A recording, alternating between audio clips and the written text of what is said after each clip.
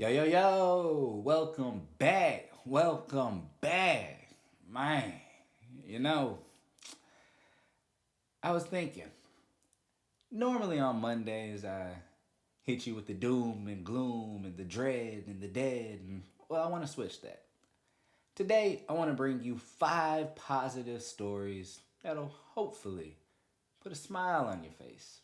Because Lord knows we could all use a smile.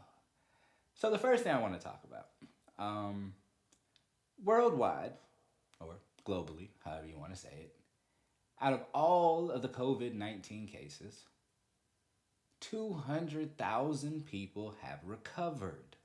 You know, we always hear about the deaths, but we never hear about the people who have recovered. And I think that we should start shedding light on the more positive side. Not to say, that the deaths don't matter, but the fact of the matter is, there's a lot of people that are making it through, and that is a good thing.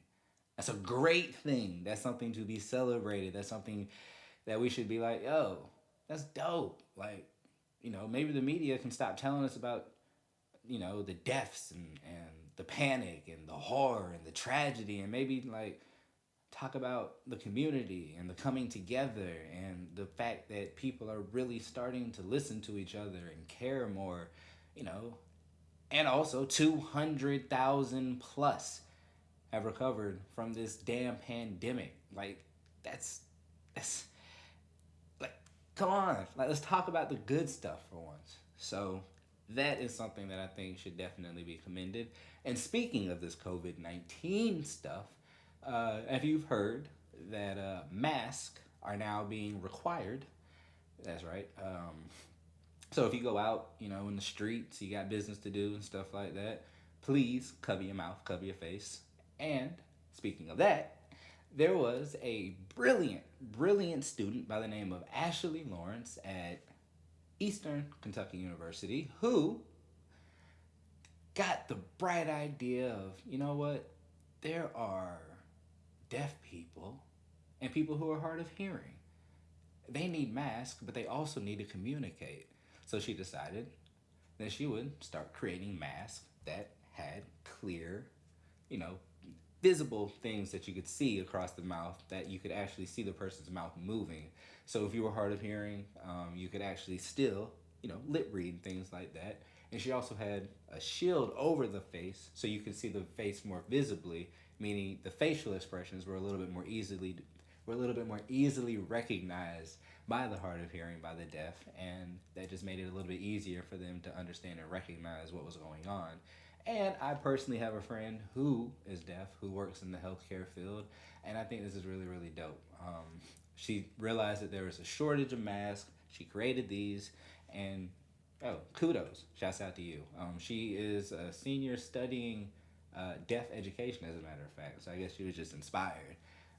But whatever it was, regardless, I think it's dope that people are looking out for everybody, making sure everybody can stay safe. I think that's amazing.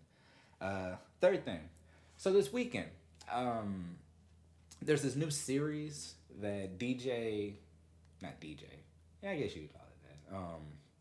But Timberland and Swiss Beats, they've got together and they have this contest called Versus. And they pin some of the greatest, dopest artists and musicians of our generation together and let them go hit for hit. And y'all, this weekend, man, it was lit. It was like live Instagram clubbing at the crib, man. It was lit, y'all. So we had Lil Jon against T Pain, and I know it sounds like what, but then when you see that these men for like 20 to 25 years have been putting out classics and hits, and you're just like, oh my god, I remember that. I remember that. Next thing you know, it's like 3 o'clock in the morning. You still jamming. And then they did some they released some new songs. Like T Pain's got this new track with Chris Brown, and man, that thing nice. And then uh Lil Jon, he's actually got another song that he made 2 years ago with Usher and Ludacris. Y'all remember it? Now they make magic together, right? So they played that song. I was like, oh, Oh, why is it so nice and y'all ain't put it out? And apparently Usher doesn't want to put it out. So if y'all are mad, be mad at Usher. Y'all go at that man, tell that man put that damn song out. Tell that man put that damn song out. Yeah, man, it was a great time. I don't know who they're gonna get for the next Saturday showdown, but y'all, whoever it is, I'm gonna let y'all know. Tap in. It was a great experience. They had over 250,000 people live streaming with them, watching this. Like they broke the record. Like it was a hell of a feat, and it was so much fun. So yeah, dopeness. Uh, so the fourth thing, I don't know about y'all. Rent was probably on a lot of people's mind with this pandemic going on, not knowing how you're gonna be able to pay it, and not knowing if you're gonna get the extension, this, that, and the other. Well, there was one guy who made sure his tenants didn't have to worry about it at all. He went ahead and waived April's month. April's month. The month of April's rent. He did it for 200 tenants in Brooklyn, y'all. This man's name is Mario Salerno, and he said, I quote, I don't want you to worry about paying me. Worry about your neighbors. Worry about your family. Stay healthy and safe. Y'all, that is beautiful. You know what I'm saying? Like that shit is dope. This man took it upon himself, knowing that it's gonna be not only just an inconvenience financially, but who knows what kind of hardship that it could put on him, you know? And he's just like, bro, I got y'all. I got y'all. I ain't got no words for that other than like I commend you. Like salute to you, Mr. Solaro. Shouts out. And to other landlords that are doing the same thing, shouts out to y'all too. And if you're not doing it, I understand why you can't, you know what I'm saying? It is what it is. But I want to give a special highlight and a special shout out to my man's holding it down in Brooklyn. Shouts out to you, Mr. Solaro.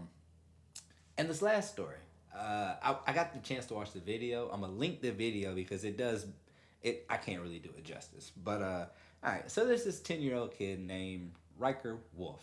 Yes, real name, real name.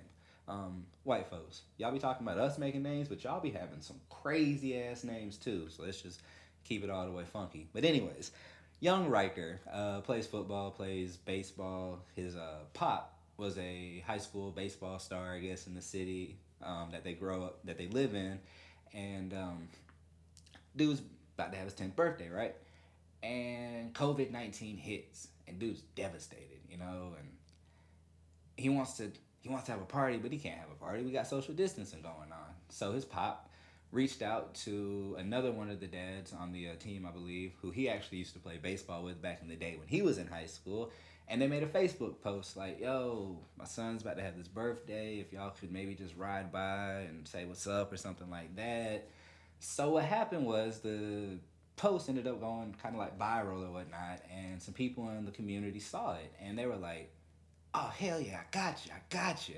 So they went and actually had a parade for my mans. You know what I'm saying? Like, so they went, they pulled, you know, spun around the block, and they were sitting there honking the horn, and they gave them little presents and stuff like that. And it was just like really, really amazing to watch this community come together for this kid who, you know, just wanted a birthday party. And like, we can't forget the simple things, the small things, the things that still should matter. A child's birthday party, as simple and as small and as minute as it might seem to the average or ordinary person, when you actually think about it, it represents and symbolizes so much more. It's it's not necessarily just a coming of age, but it's a point of a celebration. It's a point of a happiness, a point of understanding that where I am in this moment, I get to celebrate.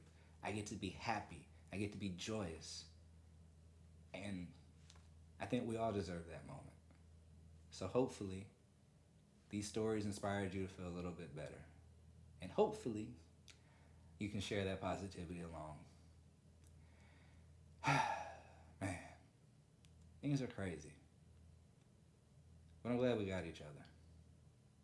So, I'll be here tomorrow. And I'll talk to y'all then.